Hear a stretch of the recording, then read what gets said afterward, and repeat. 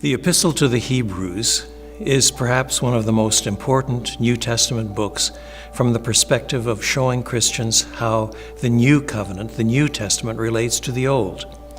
One of the themes that comes across constantly is Jesus is better. The word better shows up more often in Hebrews than in any other book. In chapter 1, he's better than the angels. In chapter 3, he's better than Moses. In chapter 4, he's better than Aaron, 4 and 5. In chapter 7, his priesthood is better than that of Levi.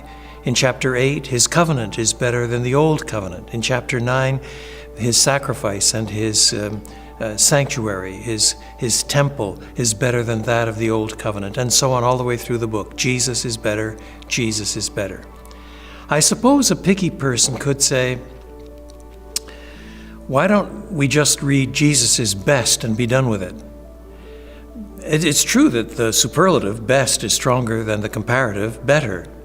Yet there is something rhetorically powerful, something that is convincing when on every facet where you want to compare Jesus with what has come before, you make the comparison and say, Jesus is better.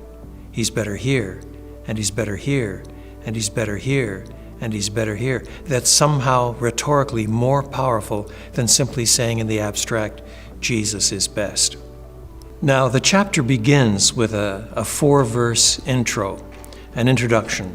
And this introduction announces some of the themes that come up through the rest of the book. Let me run through these 4 verses rather quickly so that you see what I mean.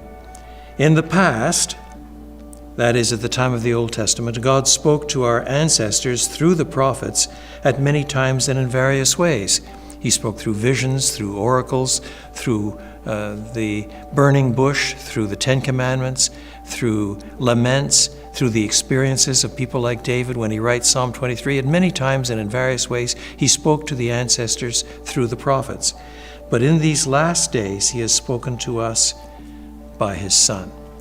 So over against all previous revelation is the Son revelation. Jesus is better. And this Son is his heir. He is also the one through whom God reigns. All of God's sovereign sweep is exercised through Jesus. That's something also that 1 Corinthians 15 says. All of God's sovereignty is mediated through Jesus, the ultimate heir of God.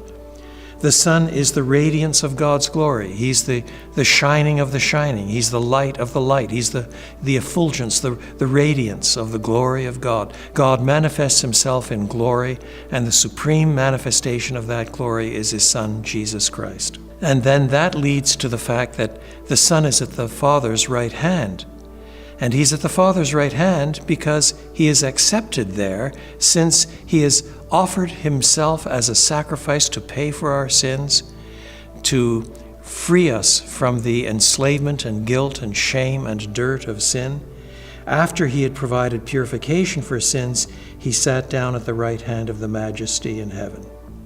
And so he became as much superior to the angels, that is, he became superior to the angels through his sacrifice, as he already was superior to them by his name, that is, by his very being. He's superior to the angels by virtue of the fact that he is one with God. He is superior to the angels at a second time, as it were, by virtue of his sacrifice offered up on our behalf. Now, one more thing we should think about. Why does the author spend so much time demonstrating that Jesus is better than angels? Was anybody in the church actually doubting this? Was there somebody going around saying, well, I think on balance maybe Jesus is not better than the angels? No, that's not quite the point. The point is that in every generation there have been attempts to provide mediators, go-betweens, priests, kings, voices of authority other than Jesus. Even in English television, we have programs about angels and theories about Christians turning into angels when they get their wings and silliness of that sort. And it gets tied to maybe I can pray to one of my ancestors who will be able to help me because they're angels now, or something like this. But over against all such claims of authority, of mediation, of being some sort of go-between between God and us. Against all such claims is the simple truth: Jesus is better than the angels. He's better. We don't need some other mediator. We have Jesus.